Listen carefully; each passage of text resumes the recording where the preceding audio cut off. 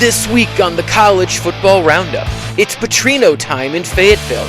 Illinois gets their groove back, Penn State throws it all away, and so much more. This is the Monday Report, starting now. All right, hello everybody. It is Monday, September 29th, 2025, and this is the Monday Report. I'm your host, H. James K., and today we got a lot to talk about. We're going to talk about the University of Arkansas entering the coaching carousel, Illinois taking down USC, Georgia falling short against Alabama, Penn State choking it all away against Oregon. And then we're going to talk about Michigan versus Wisconsin next week and a short look ahead to other games going forward in Week 6. All right, so right off the top, Arkansas fired head coach Sam Pittman. He was their head coach for the last 6 years, 2020 to 2025. Bobby Petrino, who was the head coach of the Arkansas Razorbacks from 2008 to 2011, will be named their head coach, their interim head coach, going forward. To be honest with you, I would not be surprised if Petrino was given the job if things kind of turn around in the next couple of weeks, if they rattle off, 4 or 5 wins or whatever. It's one of those where Petrino was brought in because his offenses at Arkansas were electric and things were kind of going well, and then he ended up getting fired for lying to the administration about who else was involved in a motorcycle crash that he got in 2011. Sorry, a little drink of water there to wet my whistle. And since then, there was the whole Brett Bielema experience at Arkansas, and then they went to Sam Pittman, but nothing has quite worked out for the Razorbacks. So now they brought in Sam Pittman, hoping to keep his job, brought in Bobby Petrino to call the offense, and that hasn't quite worked out, but that's more because Sam Pittman it isn't working out in Fayetteville. So they have fired him after an 0-4 start that saw some really, I think they're 0-4. They might be 1-3. Either way, it's not been going well. And I could throw out some names, Jeff Traylor, G.J. Kinney. There are other names that could be the new head coach, but I genuinely believe it's going to be Bobby Petrino. I think that's how it's going to turn out because they're going to make the quote-unquote safe play, hoping to rekindle the magic, even though the SEC is infinitely more difficult than it was and infinitely more competitive than it was back in 2009 and all that. So we'll see how that goes, but that another head coach has gone down. All right, moving on. Illinois got their groove back. They defeated the USC Trojans at home by a score of 34-32 on a game-winning field goal as time expired. Illinois was blown out 63-10 against Indiana the week before. Had a whole bunch of injuries, and it was one of those games where you don't even look at the tape. You just burn the tape and move on. You don't even think about it. But it was humiliating. And head coach Brett Bielema and the team, they really took it personally that they weren't physical. They got dominated and humiliated by a team that they thought was inferior. Which in hindsight, maybe not. But either way, on Saturday, the Fighting Illini reasserted their dominance. Goodness gracious, they ran right at USC's face. Over and over and over, right up the guts for giant chunks of yardage. They physically dominated the USC Trojans, and if it wasn't for Mekhi Lemon going absolute beast mode at wide receiver for USC, the game... and 2 mind-blowing red zone fumbles near the goal line from Illinois. If it wasn't for those 2 things, This game could have easily been 45-20. Like, the game was not as close as it seemed. The two red zone fumbles really prevented Illinois from just putting the game away. One of them would have allowed Illinois to go up 21-7 into halftime when getting the ball to start the second half. They could have easily been 28-7 before. So the game, Illinois really controlled the game right until they didn't. They were really in control, and then all of a sudden they decided, you know what, we're going to keep doing man coverage, and Mekhi Lemon is just going to keep catching balls and catching balls. He had like 11 catches for 151 yards and like multiple touchdowns. But, and yes, they came back and they got the lead 32-31. But at the end of the day, you are what your identity as a team says you are. And Illinois is a tough, resilient football team, and USC is soft. And Illinois ran the ball well, threw the ball when they needed to, moved down the field, kicked a game-winning field goal, and that was that. And the key takeaway I got from this game was culture. Illinois is a tough, resilient, physical team that likes to run the ball and play defense. They're going to punch you in the mouth and dominate you because that's the mentality of their head coach. That's the mentality of their entire program. USC under Lincoln Riley, they are soft. He tries to talk a big game about how we're going to get tough in the line of scrimmage and we're going to run the ball more and we're going to play good defense. But at the end of the day, they get pushed around, they get bullied, they make mistakes that a tough team doesn't make. They get run all over because at the end of the day, they're soft. That's it. They're soft. And it's one of those things where I'm tired of hearing how USC is going to come into the Big Ten and teach us how to play football. Yeah, right. You couldn't beat Minnesota last year. You got pushed around by a Michigan team that didn't understand the forward pass, that played the game like it was 1900, and yet you lost. Michigan did a 2-minute drill last year that was only running plays. Soft. And Illinois further proved that Lincoln Riley is soft. And it's one of these things where, and I keep saying it's one of these things, I'm sorry. The Trojans were known for being a physical team they were a team that would leave you battered and bruised. They would leave you uncomfortable because you were hitting so hard. And they've gone away from that. They've just stopped being a team that you had to fear, a team that would physically dominate you. What happened? It's USC. They should be able to recruit better than this. They should be able to have that hard edge. And I know part of it is California as a state is kind of soft, and it's kind of a cultural thing in that state, and they just kind of recruit how the whole state feels, which is more about vibes than about hard work. Granted. But still, the USC Trojans should be better than this. They shouldn't be getting bullied by Minnesota and Illinois. And I'm sorry to Illinois, they're a great team, but USC should be better than this. They should be up there with Penn State, Oregon, Ohio State, Michigan, the teams that actually control the Big Ten Conference. And I don't think they're ever going to get there until they fire Lincoln Riley. Because Lincoln Riley doesn't understand what championship football is supposed to be.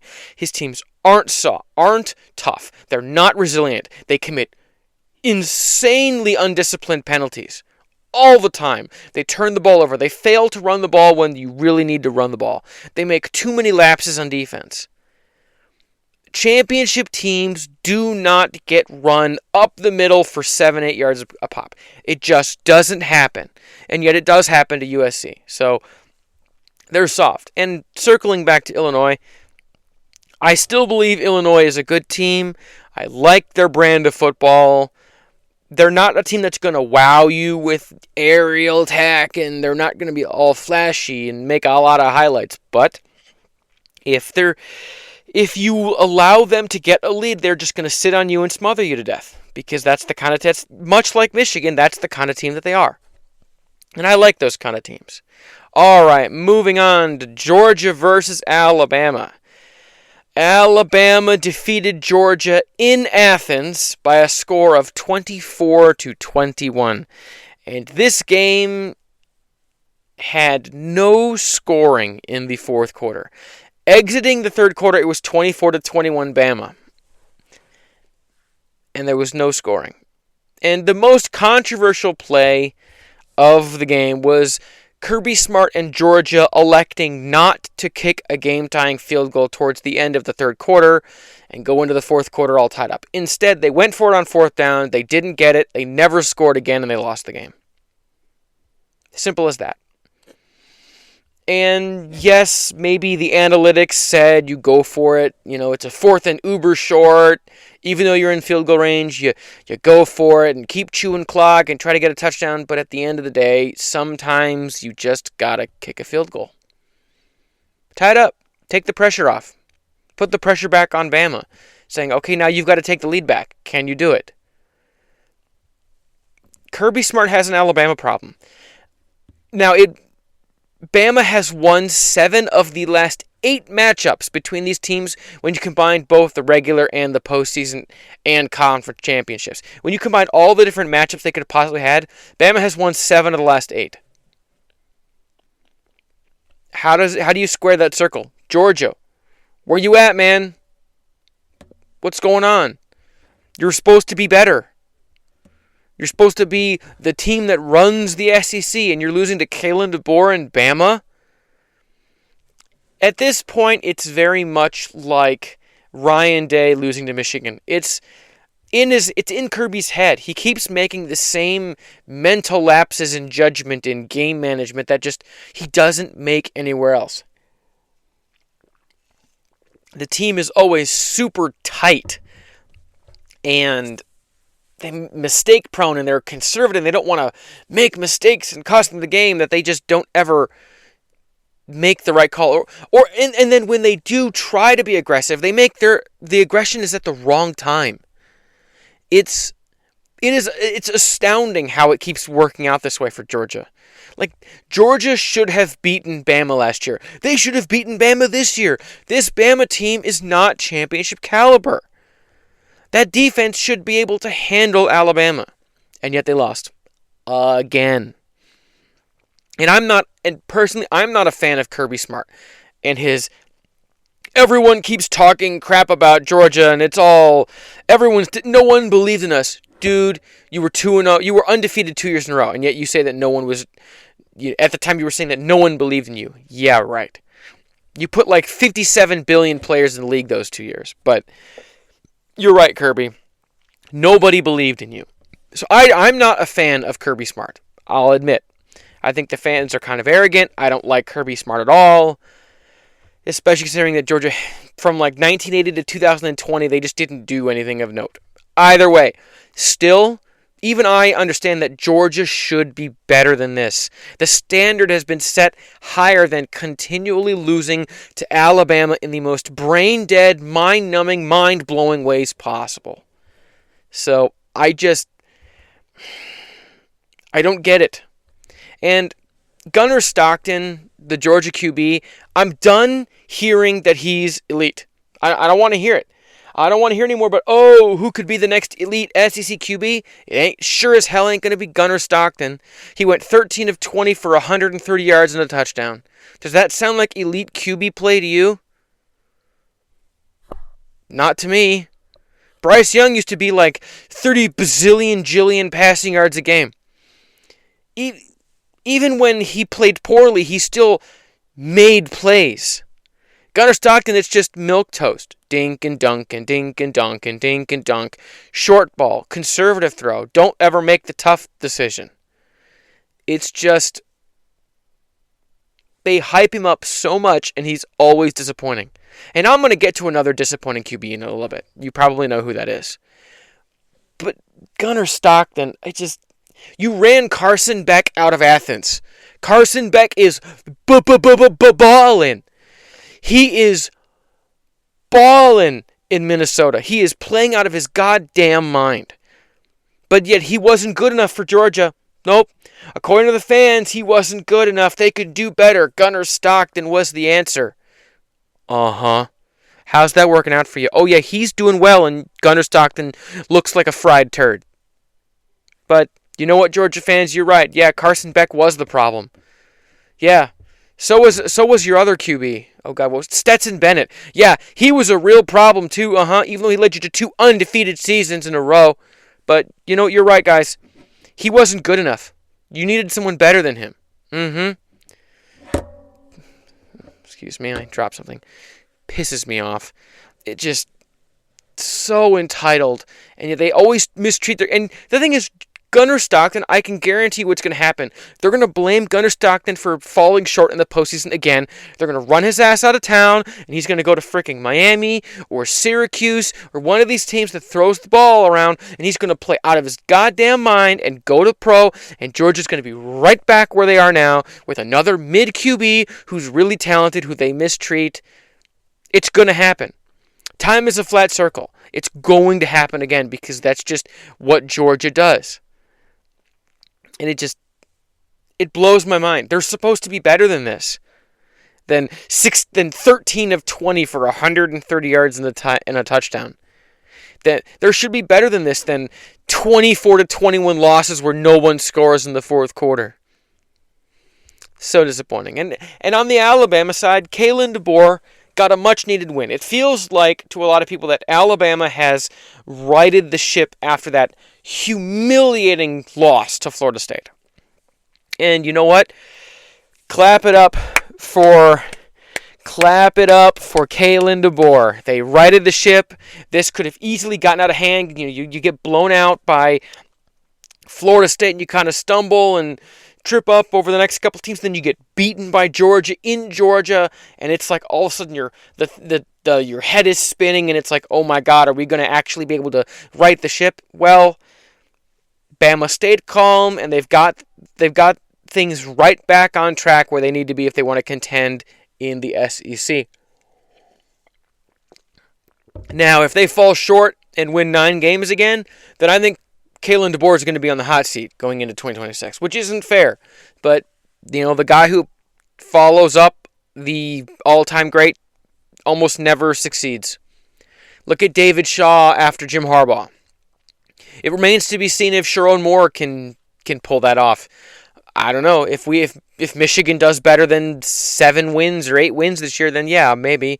But sometimes when you get to these all-time great quarterbacks, good Lord, head coaches, there it is.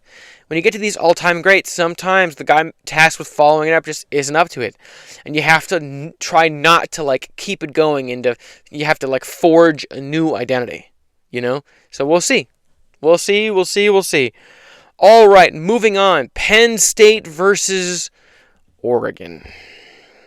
I was on Reddit, r/CFB, and someone in the post-game thread for Penn State versus Oregon came up with the greatest nickname for James Franklin.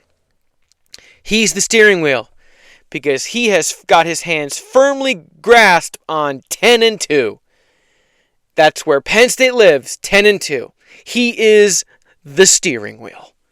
And man, oh man, is that fitting. Oregon defeated Penn State on a game-winning interception in double overtime by a score of 30-24. Oregon got up early, but Penn State was able to come back largely through defense and running the ball. And running the ball is what allowed them to really keep the game close. And then in double overtime, on first down, when all they needed was a touchdown and a 2-point conversion to win, Drew Aller dropped back on the first snap and threw a terrible interception right to the defender on the right sideline. Game over. Once again, Drew Aller and James Franklin and Penn State fell short against elite competition. It's so frustrating because the team recruits out of their damn skull, and yet 10-2. Disappointment. James Franklin is now 4 wins, 21 losses against top 10 teams in his career as a head coach. And you know what? Granted, winning against top 10 teams is exceedingly difficult. But I'm sorry. At Penn State, his teams have been one of the elite. And every time he goes up against a peer foe, he loses. It's easy. Desert Storm, it's easy for American military units to beat the crap out of poorly trained, poorly equipped Iraqi army troops and tanks. They're not a peer foe to the United States. But the United States versus China would be a totally different ballgame because they're peers. They're on the same level. Every time Penn State plays against a peer foe, they lose. And they always lose in the same way. Poor QB play, bad penalties, stupid game management, get run on, fail to make the game your own. Penn State is one of these teams that they're a team that is just known as, well, yeah, they're a good team. Okay, but what do they do well? Well, I don't really know, but they're a good team. What does Ohio State do? Ohio State throws the ball everywhere and has really good wide receivers. What does Michigan do? They run the ball and they play defense. What did Nick Saban's teams? They don't make mistakes, ever. They just don't make mistakes. If you want to beat them, you got to be perfect. What did Chip Kelly's Oregon teams do? Oh, they were really fast. They like to score a lot of points, especially running the ball, but they were really fast. What is Penn State? Well, they're good. They're a talented team. Okay, but what do they do well? Well, they're good. They're a talented team. Penn State doesn't, and it comes down to identity. The older I get, the more I realize the key to championship success is identity. Identity. Who are you? Who are you? If your team plays with an identity, they know who they are, they're going to win. Ohio State got away from their identity against Michigan.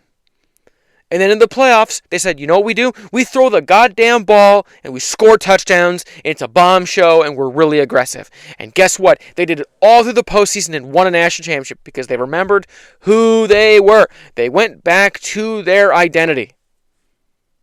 That's the key. Championship teams have an identity. And Penn State doesn't. They're just a good team.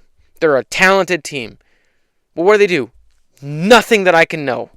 They have a good defense. Okay, what does their defense do well? Well, they're just a good defense. Well, what about their offense? Well, they're just a good offense. But how are they good? Well, they got a good QB. What is he good at? Well, he's a talented QB.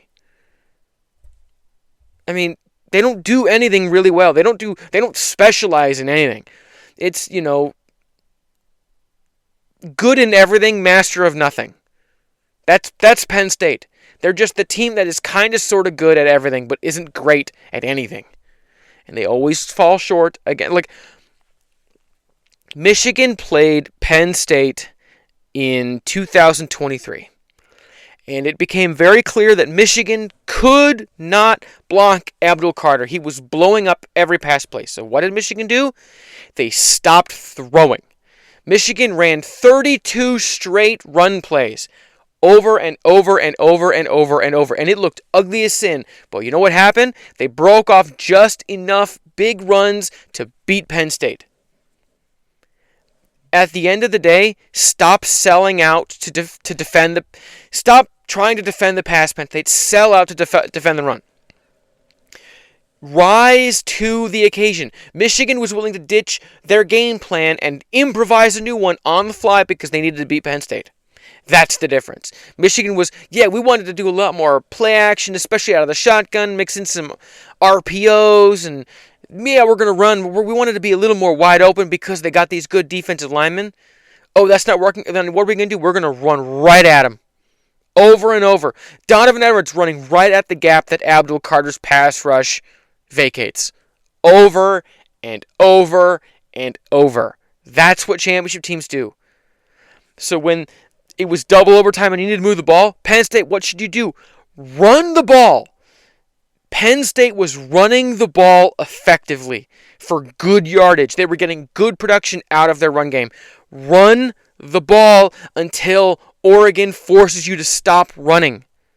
It's the one thing you were good at. You were good at defense and running the ball. Run the ball. But instead, you gave the ball to your mid-quarterback. And I'll say it, Drew Aller is not an elite QB. Oh, he's great against minnows. He's freaking diabolical against East Saginaw Union State A&M, Indiana. Like, he's good against, the sisters of, little sisters of the poor. Or the Dayton, Ohio YMCA. He's great against those teams, 71%, 250 yards, 3 touchdowns, no picks, all day long. And then you play Michigan. 13 of 27 for 122 yards, 1 touchdown, 2 picks, 3 sacks. 51% completion percentage. Every time he plays an elite team, his completion percentage and efficiency drops by like 20%. He's just not it. And it's the same issues. Not reading the defense, losing defenders in coverage, making really blatant, poorly timed throws to receivers that just aren't open. It's the same mistakes he's been making since he was a freshman. He's a senior, 4-year starter. At this point, Drew, you have to be better than this. You should be able to do what you do against Saginaw Union Valley A&M State against Oregon.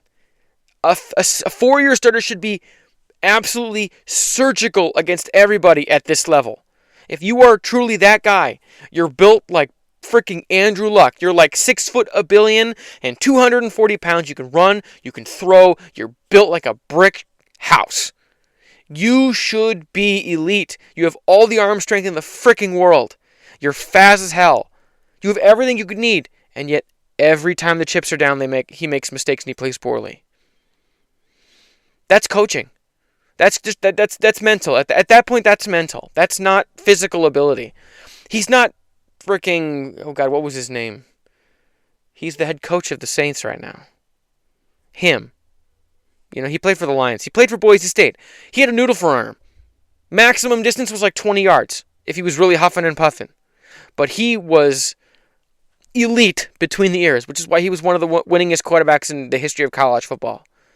Drew Aller has the tools, but he doesn't have the mental side. And that comes down to coaching, which circles back to James motherfucking Franklin. It's one of those where I don't think you fire him if you're Penn State, because quite frankly, he's a good coach. He'll get you 10 wins. He'll get you in the playoffs. You'll never win. You'll never win the Big Ten. You'll never win in the playoffs, but he'll get you there every single year. So, and that if that's what you want, then you need to keep him. And I think you should keep him. But man, it's hard to justify keeping him around when they always fall short in crunch time. And now maybe you say maybe Curt Cignetti can do it. But what if Curt Cignetti can't do it, and then you fire James Franklin and he goes somewhere else, does well? And then Penn State's in the wilderness for the next 10 years. I've been there. I've seen that. Michigan was lost in the wilderness from 2007 until 2021. It wasn't until the 21 season when Michigan finally got back to being a good program. It can take a long ass time. It took 14 years for Michigan. Penn State, like that. Snap your fingers and it's over. So be careful. Keep James Franklin around. But just know you'll never get over the mountain. You'll never get over the hill. It'll never happen. This is what Penn State's going to be with him.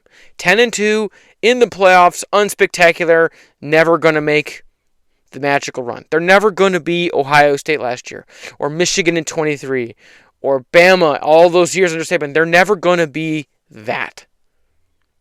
And they recruit too well to be that bad. But that's what they are, because they got the steering wheel at head coach. 10-2. Eyes forward. Disappointing. All right, moving on. Next week, Michigan is taking on Wisconsin in the homecoming game. Big noon is going to be there. It's following a big win over Nebraska. Sherrone Moore is rejoining Michigan. His 2-week suspension is over, and Michigan is going to look to get to 2-0 in conference play. And man, this game is interesting because everyone always regards Wisconsin as, oh, they're a physical team and they're hard to beat and all this. Well, Wisconsin doesn't really do anything well this year. They don't throw the ball well. They certainly don't run the ball well. Their O-line is not great. Their receivers aren't good. Their QB is miserable. On defense, they're just eh. Like, they lost 27-10 to Maryland last week. 27-10. They give up like 38 points to Bama. And yeah, Bama's good, but still.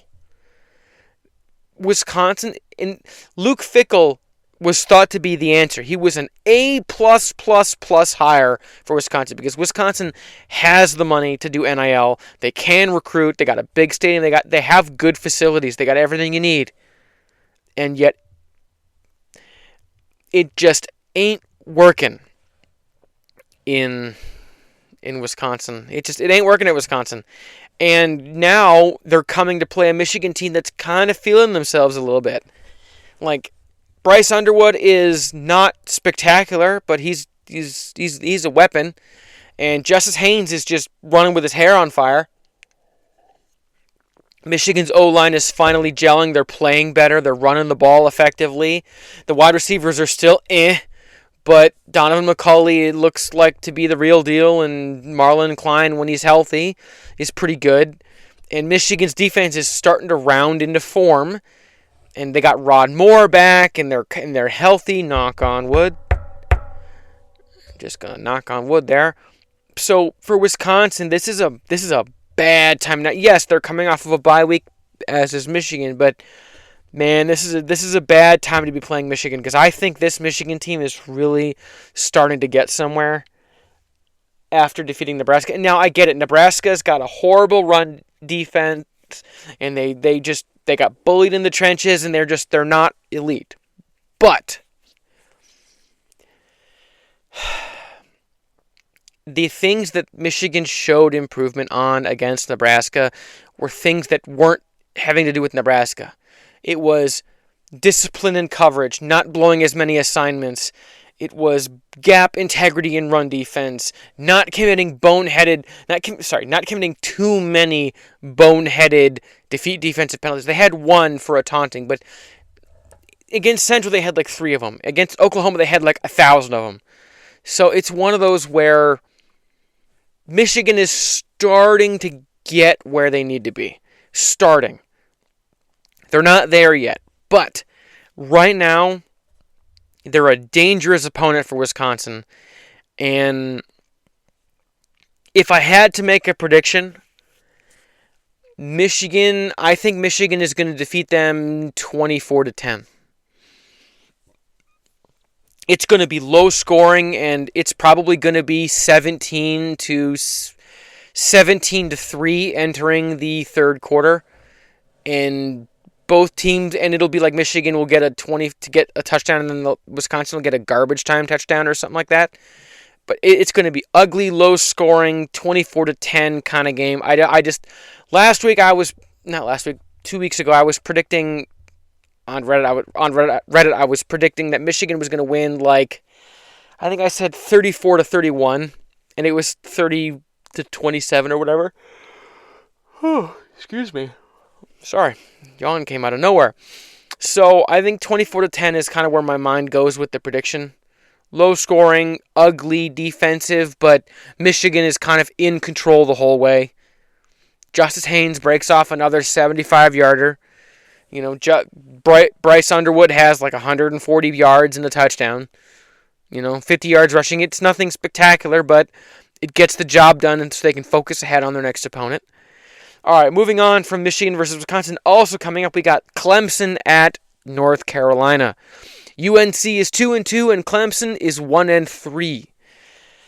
Both teams need this game to kind of right the ship, because even though UNC is 2-2, they're kind of flailing. And for Clemson, they are in a freaking free fall. They need to take care of business against UNC. And man, if Clemson falls to 1-4, Dabo may be in serious trouble. Like, you might be getting into territory of does Dabo finish the season kind of stuff, because at 1-4, players are going to be thinking, do I think about maybe getting in the portal, or do I opt out if I've only played 3 games and I'm a freshman? I got to look after myself, so I'm not going to play as hard because I don't want to get hurt. If Clemson goes to 1-4, things can really spiral out of control. And at that point, maybe you get a 3-9 kind of campaign. Now, if Clemson gets to 2-3, then okay, maybe you could start clawing it back and get like 7 or 8 wins. Playoffs, that's gone. Playoffs are gone. Conference championship is gone. But maybe you can get back to a mid-tier bowl game and kind of right the ship. Now, either way, I think Dabo is gone after this year. I really do. Because I don't think it's Mike Gundy bad, but if they lose against UNC, and this UNC team is not good. They do not throw the ball well. They're not physical at all. Their defense is certainly something. If they beat Clemson, I think Clemson is going to completely unravel, because at that point, the team isn't listening to Dabo, and his message isn't getting across, and the questions about his leadership and whether or not his time should be over are going to start getting really loud, and he's going to start getting really belligerent with the press. So it's one of those things where Clemson, if I had to pick between the two teams, Clemson has to win this game. Has to. Dabo's career depends on them beating UNC. Sorry, took another drink of water. All right, another game. Vandy is going to Alabama. Yes, the Vanderbilt Commodores and quarterback Diego Pavia. Sorry, Pavia. It's not Pavia. Pavia. And they're looking to keep the winning going. They're 4-0 right now. Vandy is ranked 4-0. And they're looking to beat Bama for the first time in consecutive years. And God, have they ever beat Bama in consecutive years? Has that ever happened in Vanderbilt history? So they're looking to have another top 10 upset kind of thing. I think, this time it would be a top 15 because Bama's like 12, I think, or 11. But either way, Vanderbilt, man, they're a fun team this year, and they're sneaky. They're a scrappy little team. I like them a lot. Bama is looking to avenge the loss that really kind of derailed their season last year. And the key to Vanderbilt versus Alabama is Diego Pavia. If Diego Pavia is allowed to run the ball effectively and is efficient passing the ball, he'll dominate and they'll win. Because right now, Pavia leads Vandy in both passing and rushing yards. So, excuse me. So, if Bama can't keep him contained and allows him to go off, Vandy's going to win easily. I truly believe they'll win easily. Just like they manhandled Vandy last year. So, go Commodores. Grimace. So, the last thing I want to talk about, Miami is going to Florida State. This is a crucial game for both teams. Miami is looking to firmly establish dominance over the ACC in 2025. Florida State is looking to bounce back after a humiliating, shocking double overtime loss to the Virginia Cavaliers. Holy crap, you lost to Virginia in double overtime? What the hell? What the hell, Florida State? You beat freaking Bama. I don't know what happened to Florida State against Virginia. It was just one of those games. I watched the end of it and I'm like, what am I seeing? So, man, Miami is looking to get to 5-0 with a win, which didn't have that on my bingo card. I thought they'd do well this year, but I didn't think they'd do potentially 5-0, not even a, ain't no thing kind of thing. So, that's it's impressive. They're both looking to punch their ticket to the ACC championship game down the line, and this game is going to go a long way in setting that up. Now, if I had to make a prediction, Florida State's going to win. I like Thomas Castellanos, and I trust Mike Norvell more than Mario Cristobal. Sorry, not sorry. So that's all I wanted to talk about today. So for those of you listening on Apple Podcasts, Amazon Music, and everywhere else that podcasts are available, thank you, and thank you. Spread the word, tell your friends and family so we can keep this thing going. Consider subscribing or however you do that on podcasts. For those of you listening on YouTube, like, comment, subscribe, hit the bell icon, feed the algorithm so we can keep this thing going. We had slightly better viewership, 6 whole viewers on the last one. So, you know what? Let's keep this thing rolling, keep growing the channel. I love doing this. It's a ton of fun. So, spread the word and let's make this thing something special. Alright, next week we're going to keep on going with the Week 6 of the College Football Roundup. My name is H. James K. Thank you all for tuning in. Until next time.